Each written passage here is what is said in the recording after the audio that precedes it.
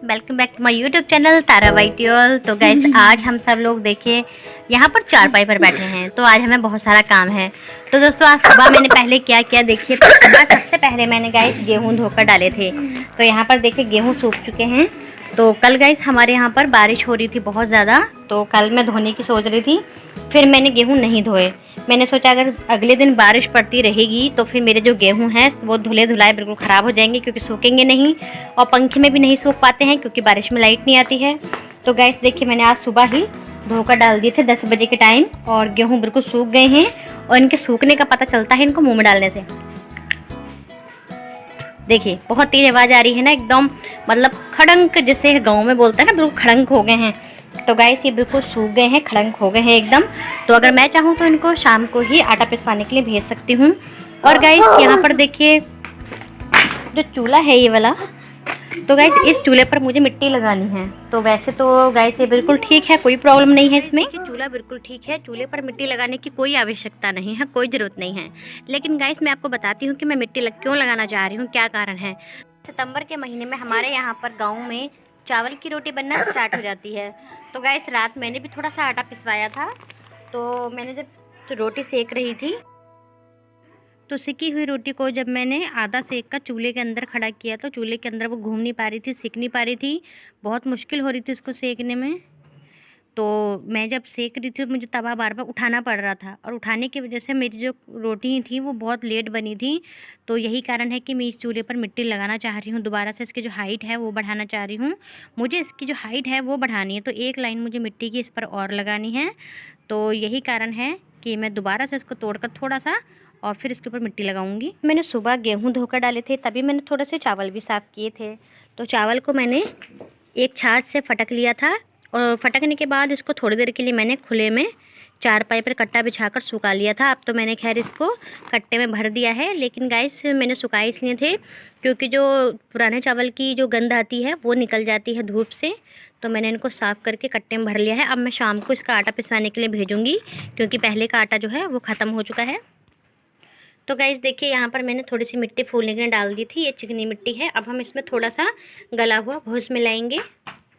तो देखिए गाइस ये गला हुआ भूस है, तो हम इसको इसमें मिलाएंगे मिट्टी। तो गाइस मैंने पहले भी एक वीडियो में आपको बता रखा है कि जब हम मिट्टी के अंदर भूस डालते हैं तो उससे मिट्टी मजबूत हो जाती है। फिर चाहे हम चूल्हा बनाएं या फिर आंगन में लिसाई करें, दीवार बनाएं, मतलब कुछ भी बनाएं दोस्तों, उसमें अगर हम भूस डाल लेते हैं ना तो बहुत अच्छी पक्की मिट्टी हो जाती है। तो गाइस मैंने देखिए इसमें भूस डाल लिया है। अब हम इसको अच्छे से मिक्स करेंगे। तो गैस पानी इसमें लग रहा थोड़ा ज़्यादा पड़ गया है, तो इसमें भूस हमें और डालना पड़ेगा। कोई बात नहीं गाइस, जितना भूस डलता है उतनी ही मिट्टी मजबूत हो जाती है। तो थोड़ा सा हम और उसमें डाल लेते हैं भूस को मिट्टी में। तो गैस देखिए मैंने थोड़ा सा भूस और डाला है, और ये अच्छे से इसमें मिक्स हो जाएगा। और गैस ये टब तो बहुत बड़ा है, तो इसमें मैं अपना गोबर जो है गाय का वो फेंकती हूँ इस टब में। तो इसी में मैंने मिट्टी को मिला लिया था और एक साइड में ही मिक्स कर रही हूँ। तो देखिए गाइस बढ़िया हो गई है मिट्टी एकदम। और देखिए मिट्टी बिल्कुल चिकनी है, पीली है, बहुत मजबूती आ जाएगी इससे। तो गाइस मैं चूल्हे के पास आ गई हूँ और मिट्टी बन चुकी है। तो देखिए अब हम क्या करेंगे गाइस, अब हम थोड़ा थोड़ा इसको मिट्टी को छुटाएंगे, क्योंकि मिट्टी लगाने से पहले थोड़ा सा ना इसको ऊबड़ खाबड़ सा करना होता है, वरना जो मिट्टी की लाइन अगर हम चिकने पर लगाएंगे गैस तो बिल्कुल ऐसे ही उतर जाएगी। तो थोड़ा थोड़ा हमें इसको तोड़ना पड़ेगा पहले।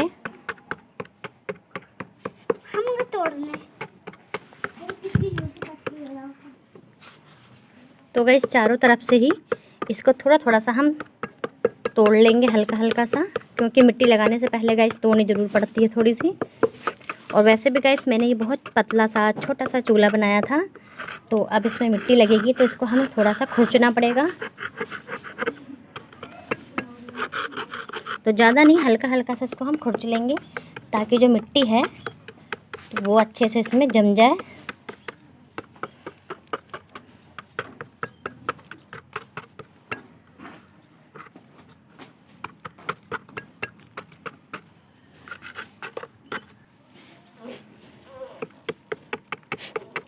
तो देखिए गाइस, मैंने थोड़ा थोड़ा सा इसको छील लिया है और जो इसके कोने थे मैंने उनको भी अब साफ़ कर दिया है। मुझे चिकना बनाना है बिल्कुल इसको। तो गाइस, सर्दियों में चूल्हे की बहुत ज़रूरत पड़ती है क्योंकि चावल की रोटी बनती है, तो चूल्हे का बहुत ध्यान रखना पड़ता है क्योंकि चावल की रोटी का जो खाने का मज़ा है ना असली, तो गाइस वो चूल्हे की बनी का ही है। तो गाइस देखिए, टूट चुका है ये। अब पहले हम इसको पानी से भिगो लेंगे।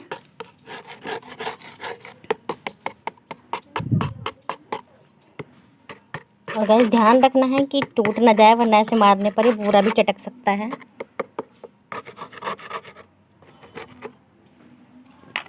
तो गाइस देखिए, पूरा जो चूल्हा है वो टूट चुका है। देखिए गाइस, मैंने चूल्हे को की जो मिट्टी है उसको छुटा लिया है और देखिए पानी को मैं डाल रही हूँ इसके ऊपर। तो पहले इसको हल्का हल्का गीला कर लेंगे। तो गाइस देखिए, मैंने गीला कर लिया है और मिट्टी को मैं ले आई हूँ और अब इस तरह से हमें इसके ऊपर लगाना है। थोड़ा सा मैं और छुटाऊंगी।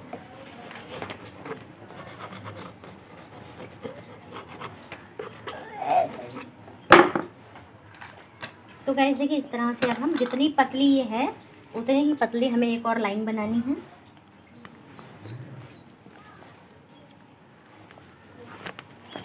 पहले हम इस तरह से पूरी लाइन को लगा लेंगे।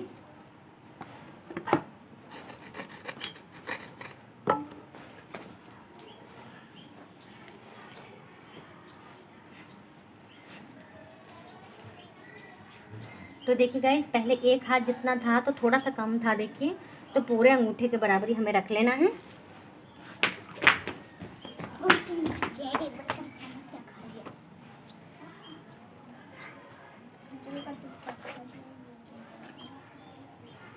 तो गाइस पानी जरूर डालना है, वरना सूखा रहेगा तो ऐसे ही उतर जाएगा ये।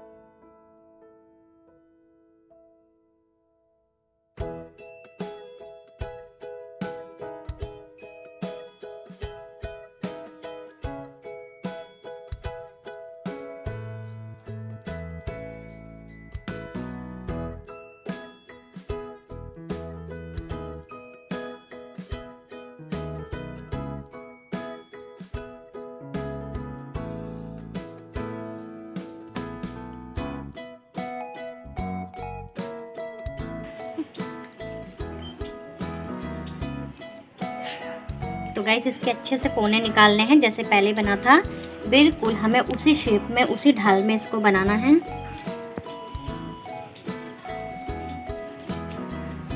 तो गाइस, इसकी चिकनाहट जो होती है ना वो लाना बहुत ज़रूरी होता है और बहुत मुश्किल होता है।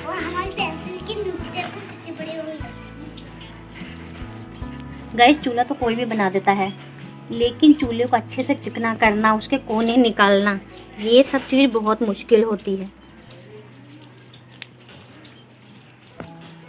तो गाइस, अब इसके अंदर चावल की रोटी आराम से खड़ी हो जाएगी, बिल्कुल भी तवे पर लगेगी नहीं, वरना तवे पर लगकर वो जो रोटी थी ना वो काली पड़ रही थी।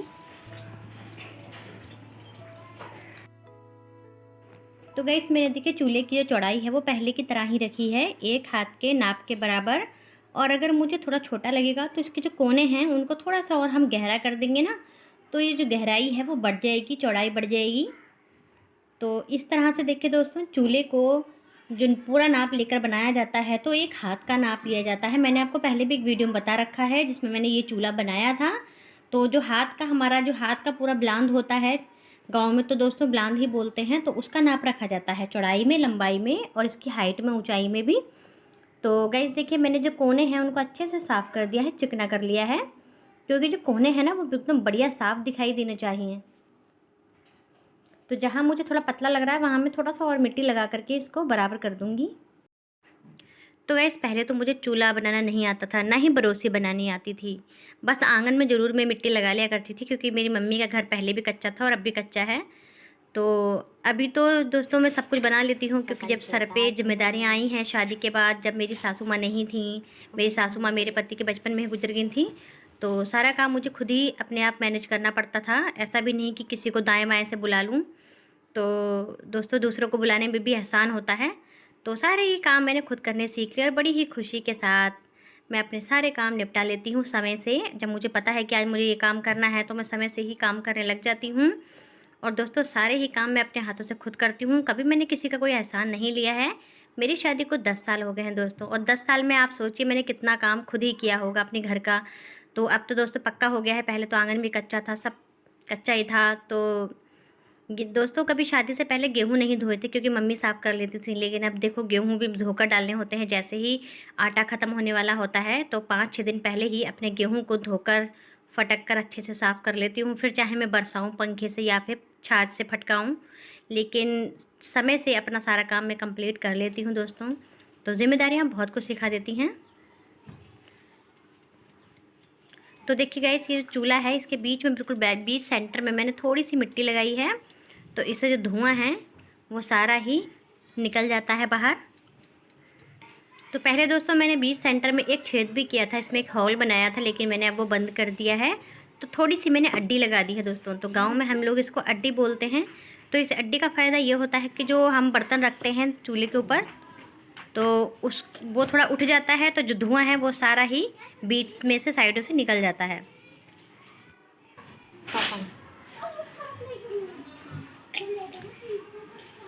तो गाइस चूल्हे पर मिट्टी लग चुकी है देखिए, और मैंने बिल्कुल बढ़िया करके इसको चिकना कर दिया। और देखिए इसकी लंबाई बढ़ गई है, और बिल्कुल बराबर लंबाई है, ना ऊंची है ना नीची है, बिल्कुल बढ़िया बना है।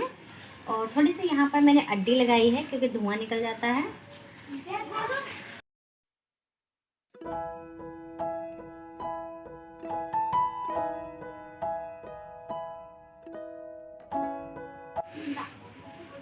तो गाइस आज की वीडियो पसंद आए तो वीडियो को लाइक करके चैनल को सब्सक्राइब जरूर करें दोस्तों। और अगर आपको मिट्टी लगानी है तो इसी तरह से चूल्हे पर मिट्टी लगाएं, बहुत अच्छे से लगेगी। अगर आप इस तरह से मेजरमेंट लेंगे तो बिल्कुल बढ़िया से मिट्टी लगेगी देखिए। तो मिलते हैं किसी न्यू वीडियो में, तब तक गुड बाय दोस्तों।